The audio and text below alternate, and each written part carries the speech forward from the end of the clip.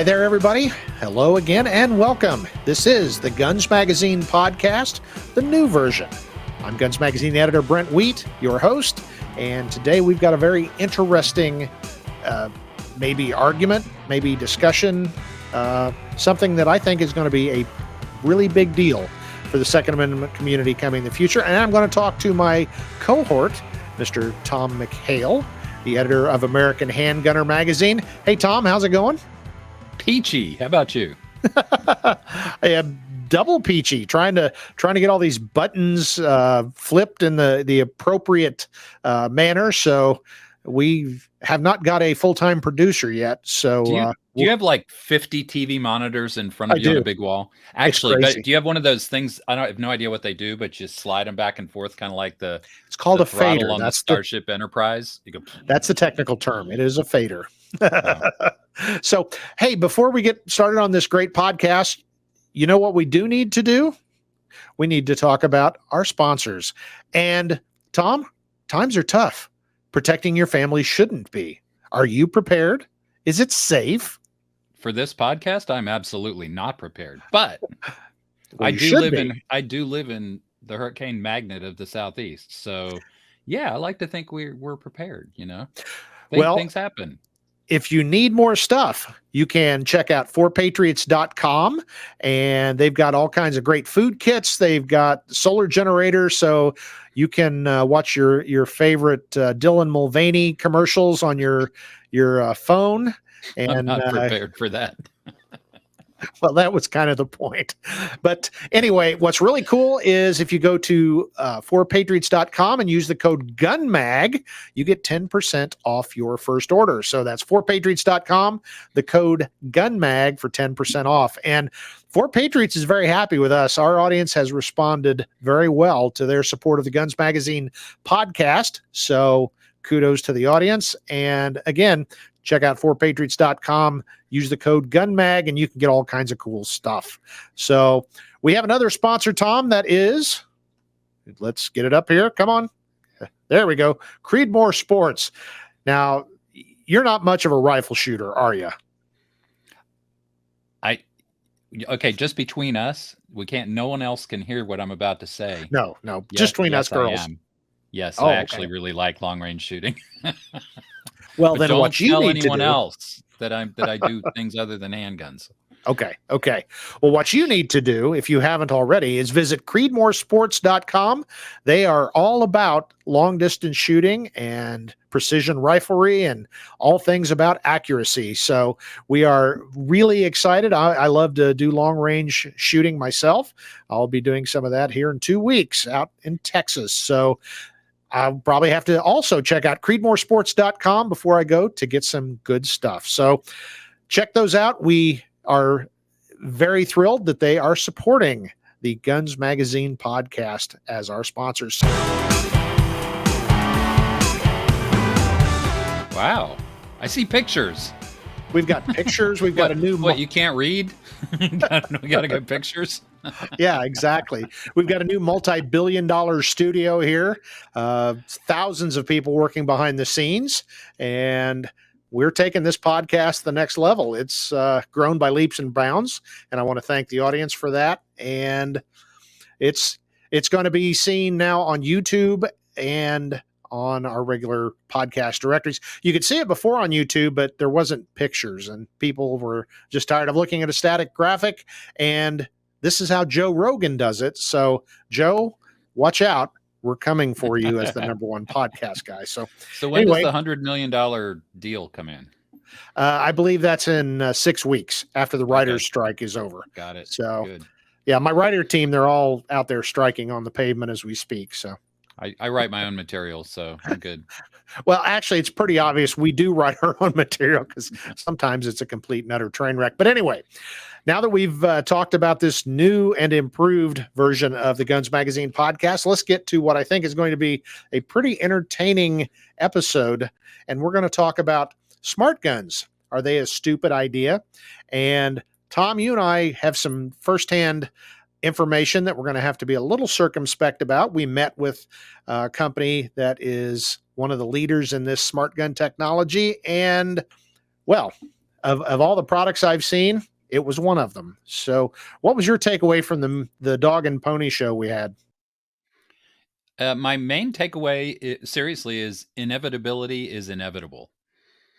And what I mean by that is smart guns are coming. There are a number of companies out there developing the technology, and like all technology, everything is solvable at some point. It's a question of compute power and math and price, right? So there will be smart guns. They will eventually work. So, the argument of it's not reliable enough won't hold up forever. Eventually there will be one or more that do work. So they're coming. So the question is, do you care? What do you think about them? What are you going to do about them, if anything? What should the industry do about them, if anything? There's a lot to talk about with this, but they're coming. Well, before we go further down the road, I think it is worth mentioning. I saw a news report yesterday, as a matter of fact, where another major media outlet had a Zoom call with these folks, and apparently the gun failed to work a couple of different times. So that would be, as a marketing person, that would be a horrifying thing when you're touting this technology, and one of the big concerns is it doesn't work. And it didn't work when you were talking to the reporters. But the thing is, the mainstream media, whoever you want to call them, they love this. They think this is fantastic. And I got to say, when I was talking to my wife about this earlier in the week, she's like, well, that seems like a decent idea, until I explained why it's not a real good idea. So I'm going to throw that to you, Tom. You do a better job than I do of explaining. Technology aside, politically, this isn't a real good idea. Let's play anti-gunner for a second, right? You and I, we're going to be raging anti-gunners. We both just quit our jobs, and we are now working for every town in Bloomberg, right? Mm-hmm. So I just had a shiver. We have a Second Amendment. There are 100 million round numbers gun owners in the United States. That's a lot. There's no strategy of going door to door and collecting all the guns, right? Not going to happen ever. So who's going to do it, right? So you're thinking, okay, how do we continue to chip away and restrict this gun ownership thing? And boy, if I was a strategist, I might say, first thing we do is make them not work for everybody. We make them work for the person who owns them. And oh, by the way, wouldn't it be nifty if we knew who that person was, right? With biometric data. Yeah, exactly. And hey, it's common sense. It's common sense gun laws to save 300 billion lives, right? So I think it's a godsend for them. And you know how you can tell this? Let's do a homework challenge for all our listeners and now viewers out there. Just hit pause for a second, open up Google, and type in smart guns. We'll wait. Okay, did you do it? When I did it right before the show today, and I do this every day now, guess what the first gushing media story, guess who it was from? What Come on, Brent, I'm going to make you guess. Let me guess. It was Smart Gun, probably the Washington Post, maybe? Close, and probably a journalistic equivalent. It was NPR.org. Was the first one. But this is kind of random because it changes every day. But also in the top 10 were Bloomberg, Washington Post, New York Times. Bloomberg has videos. They're gushing. They love this. Oh, Everytown, I think, was number 2 this morning. So guess who wasn't in the top 10? Who? National Shooting Sports, NRA, Guns Magazine, American Handgunner, Guns and Ammo, Recoil, all the others out there, right? Shooting Illustrated. They were not in the top 10 or 100. So yeah, it's an interesting political dynamic. Well, and as I explained to my wife, okay, in a specific use case, and I think we can agree there might be some specific places, and even the company we talked to agreed there's some specific places where say for a school teacher, if that's the only way to get a firearm in the classroom, I can see it there. Maybe an airline pilot where you only want a specific person to have access to that firearm.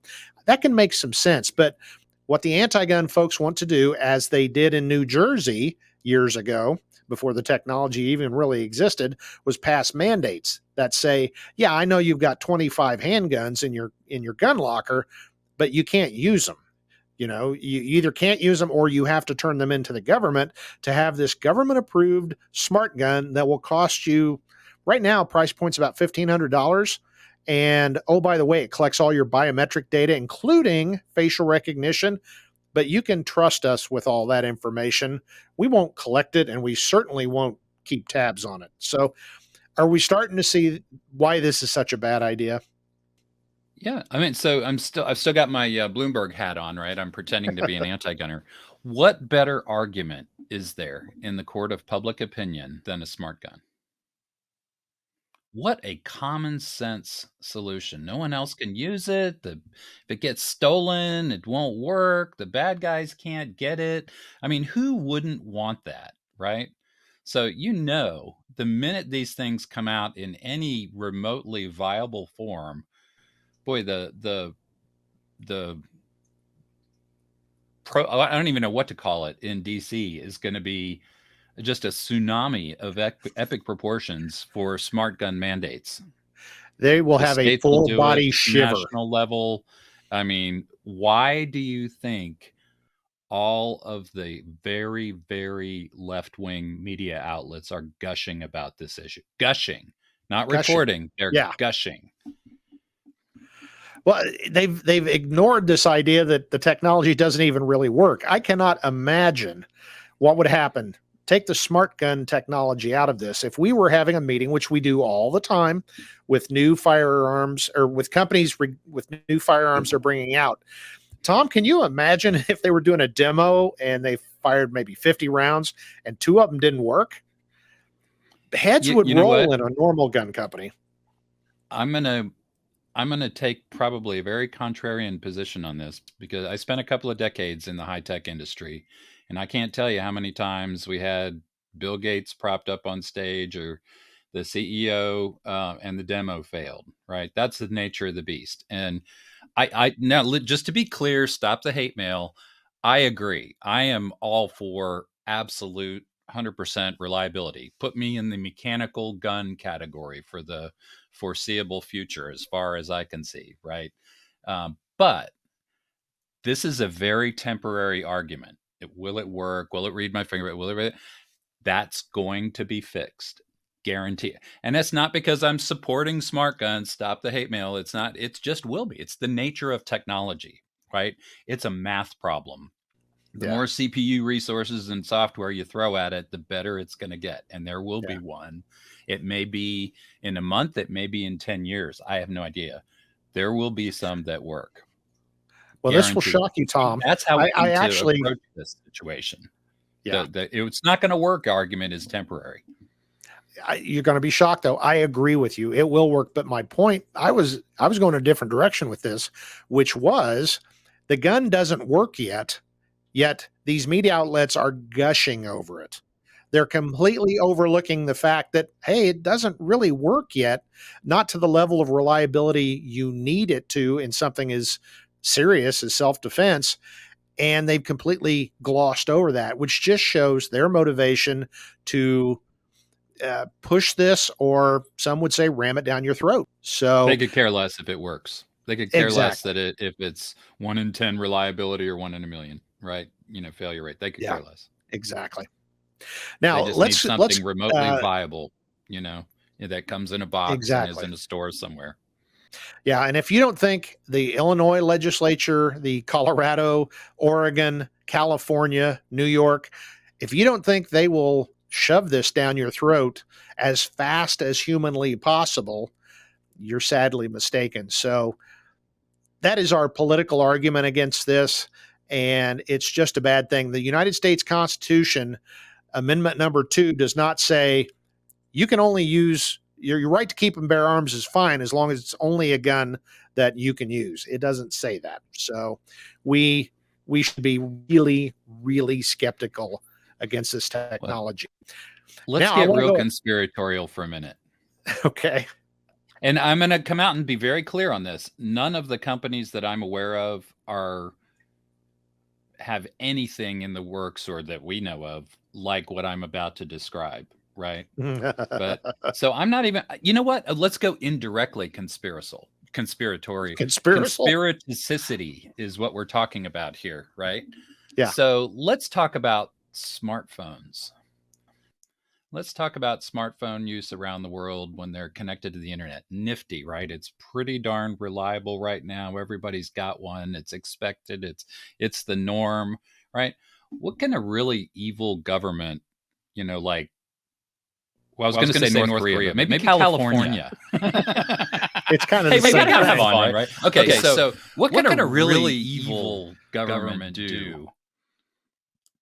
They can hit the off switch on smartphones, right? I mean, it's not technically impossible. Oh, it's been done in some places here right now, but it's not a big stretch to say, hey, when things are getting weird or we need to control the populace, let's hit the off switch on the internet, on smartphones, on the Wi-Fi tower, whatever. There's a million ways you could accomplish such a thing, right? And it actually does happen in other parts of the world, right?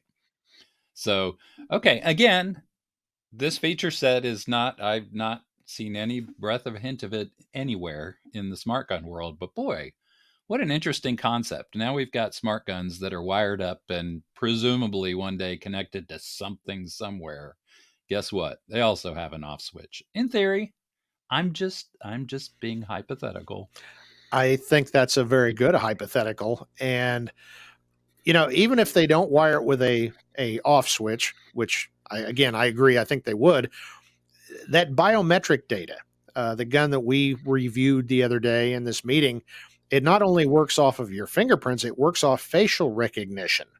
So imagine the gold mine of data the government would like to have, a database and the picture and biometric data for everybody that owns a handgun. If that doesn't scare you, I don't know what would.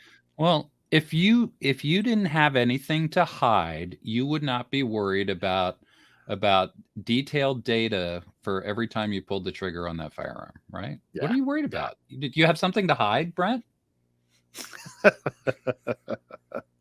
Oh, Tom. Why won't you let Actually, the feds come in and search your home? Do you have something to hide? Yeah, exactly. Hey, for those listening, there's a lot of air quotes going on in this conversation right now. Now, the privacy and just moral and ethical implications are frightening. And I never thought about it till you just said they'll monitor how often you pull the trigger. So maybe somewhere down the road, you can only shoot 50 rounds per month. Again, there's no feature set that we're talking about for anybody, that we've ever spoken with. So, but anything's possible with technology. So, Yeah. Well, you fired 100 this month, Tom. That is more than your environmentally allowed and government mandated amount of shooting you can do per month. So, and okay, let's take this further. Imagine this is applied to long guns. I can see a safety advocate saying, if we put this on all AR platform rifles and it is monitored real time, then we could match up. I'm sure they could put a GPS function. We could make it so that a AR type weapon or semi-automatic weapon could not be used in proximity to a school, a workplace, a place of worship, and that would solve the problem, right? Wouldn't it, Tom? Common sense. Yeah. So I wanted to get into. Are you doing air quotes too? You're doing the air quotes, aren't you? I'm not even bothering. If people cannot detect the dripping sarcasm that is coming out of my microphone, then it's hopeless. But I think most gun folks recognize this. But again, we got to go back to the mass media and the anti-gun people. They are going to whitewash, greenwash, whatever term you want to use, this to make it seem like the most wonderful thing in the world. And we have to, this is one of those, we got to draw a line in the sand because the potential to destroy our rights, not even the Second Amendment, but many others, this could be a bad one. Wouldn't you agree? Hey, you just hit on seriously the brilliant insight of the day. Wow. And let's back up because I want to play that back in maybe in different words, but this is what I heard you say. What we need to be worried about is not what the feature set is now, but it is what the motivated people behind all this would want to Yeah. do. Yep. What would the people behind this want to do? Right. And everything you just described, and I talked about the tracking shots, turning on and off. Oh, it's within 100 yards of a school, whatever. Right. Those are all things that a lot of people would want to do. And Exactly. that's how we have to view this thing. Yep. And that's not a conspiracy because here, you know what we should talk about for a minute? Who is driving this?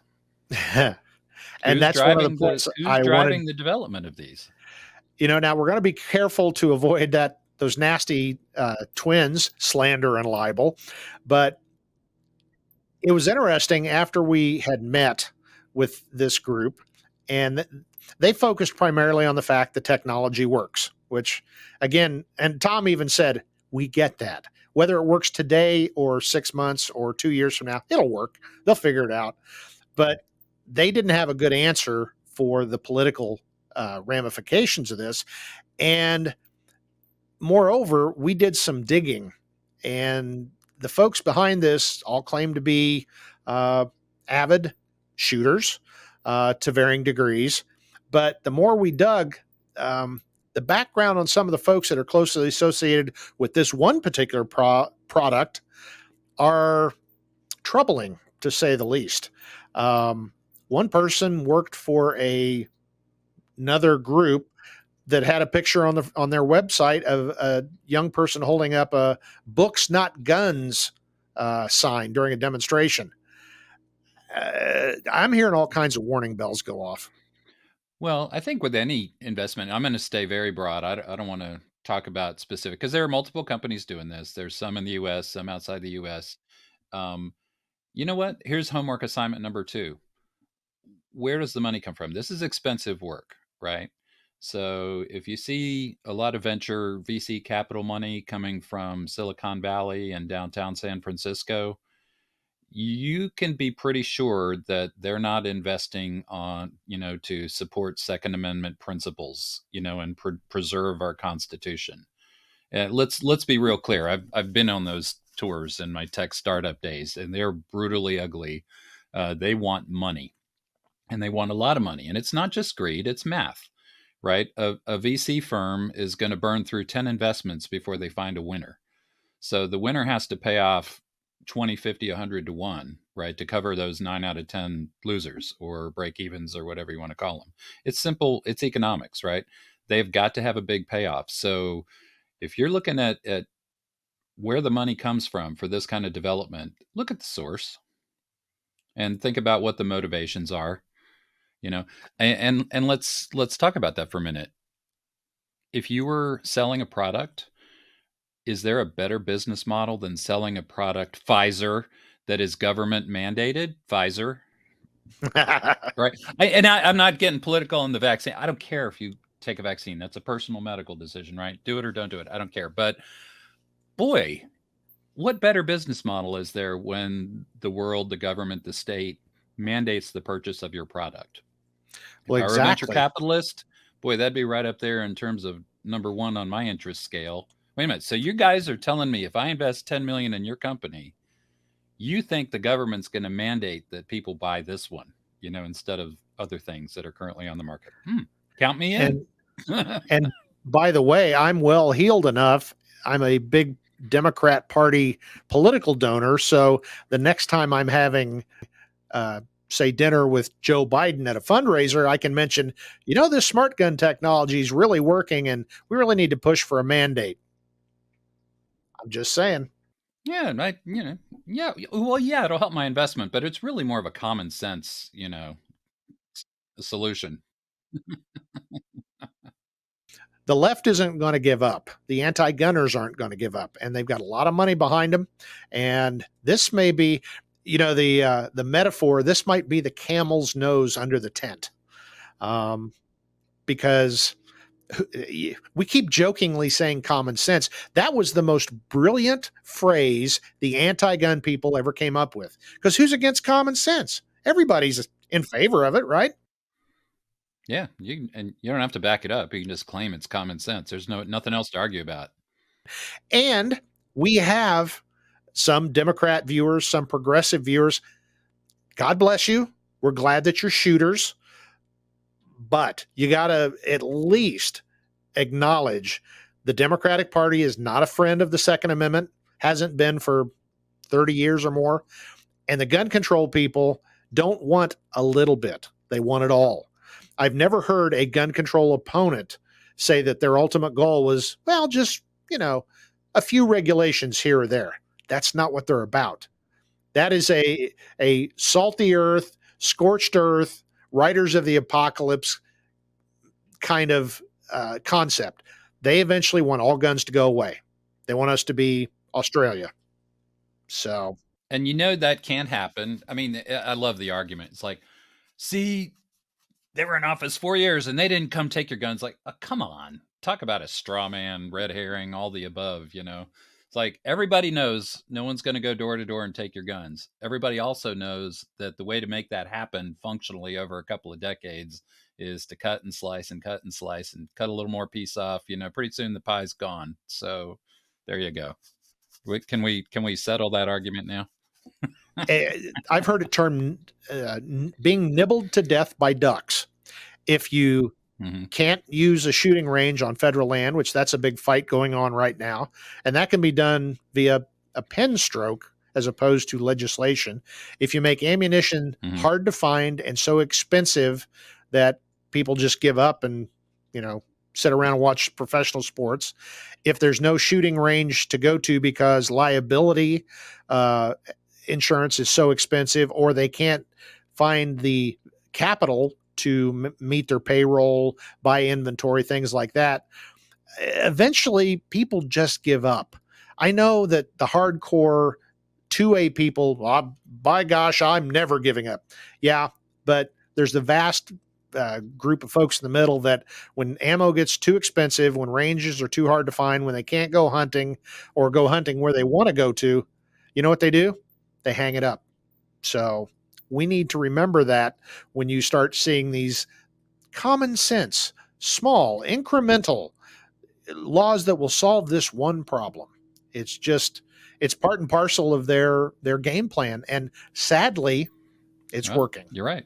3%er is a valid and historically significant term, right? Think back to the American Revolution. 3% were motivated enough to carry on the fight. And the vast majority just said, whatever. I got a farm. I got a business. I'm a lawyer. It's fine. And this is kind of a technical point, but in discussing this particular product with the folks, they claim to be shooters. They're obviously not well-educated shooters, at least not on this particular type of platform. So again, I just add that to the whole, are they really that motivated?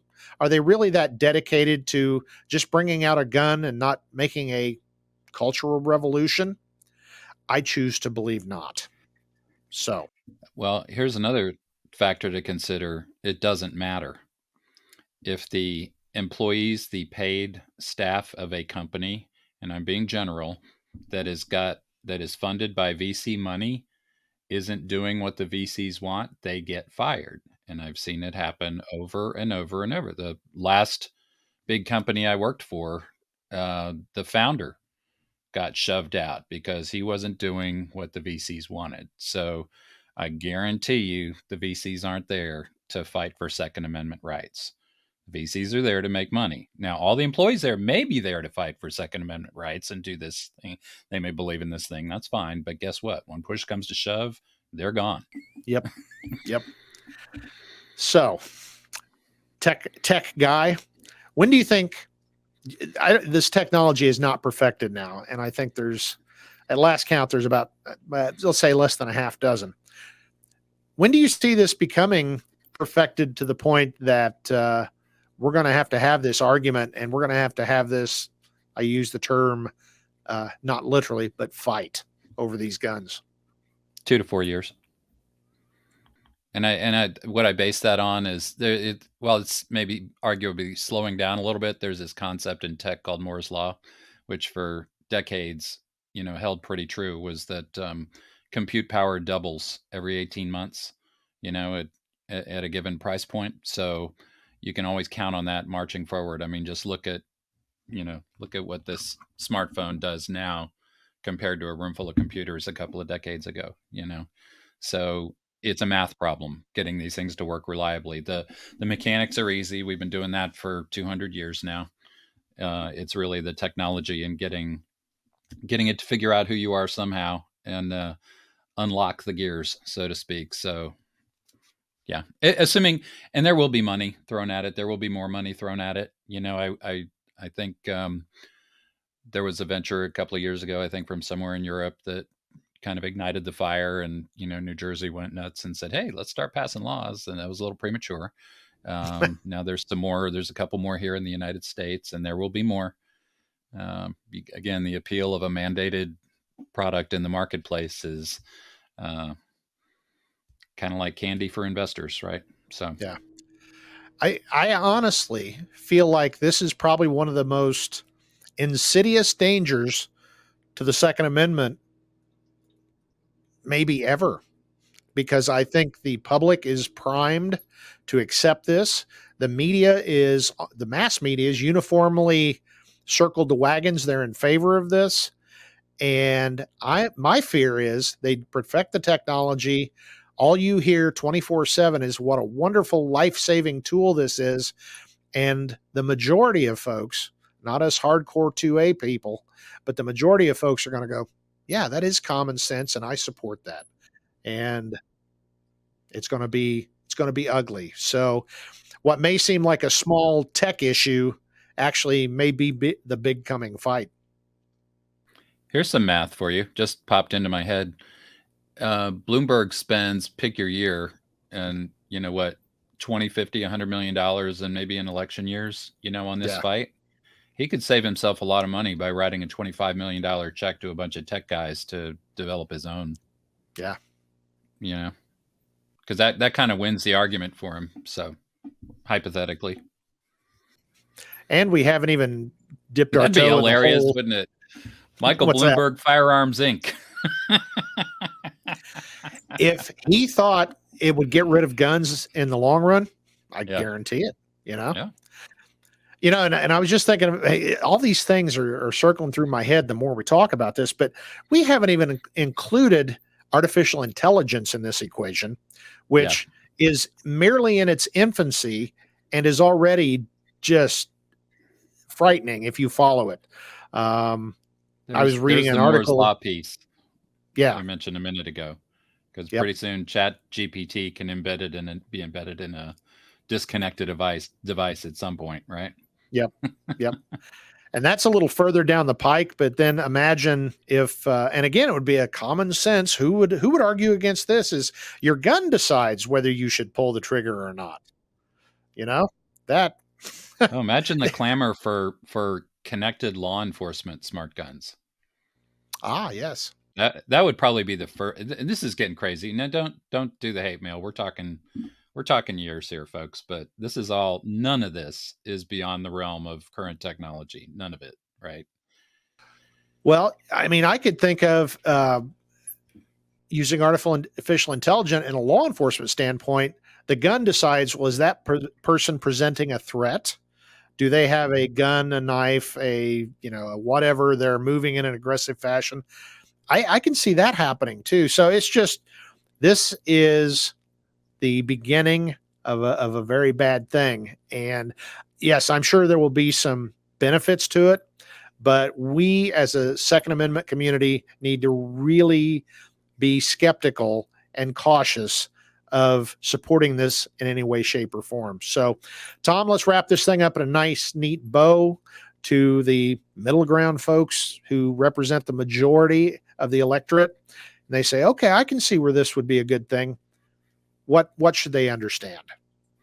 I think they need to do their own homework and ask a simple question. What do the people behind this want? What would they want? It's that simple, right? Come up with your own answer. You may want it. Great. I could care less if a smart gun exists. I could care less if you buy one or Joe or Jane buys one or whatever. I just don't want it mandated, Exactly.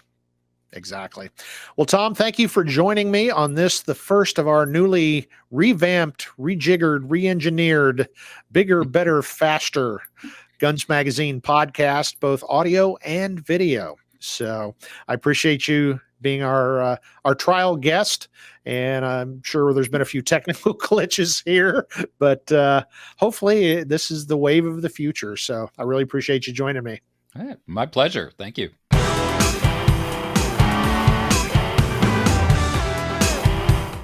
That was a great chat talking to Tom McHale, the editor of American Handgunner magazine. And hopefully you have a better understanding now about why smart guns just aren't so smart. Make sure you check out gunsmagazine.com, americanhandgunner.com, and all of our special interest publications at our websites. And I would also invite you to check out the audio podcast of this episode and also Gun Cranks. We have an audio and video component to the Gun Cranks, our ensemble of cranky old guys talking about gun stuff. Make sure you check out forpatriots.com and type in the code GUNMAG to get 10% off your first purchase. That's easy for me to say. And also Creedmoor Sports. For all your precision shooting sports needs, visit creedmoorsports.com. Well, on behalf of everybody here at FMG Publications, I'm Guns Magazine editor Brent Wheat, telling you, get out there and get shooting.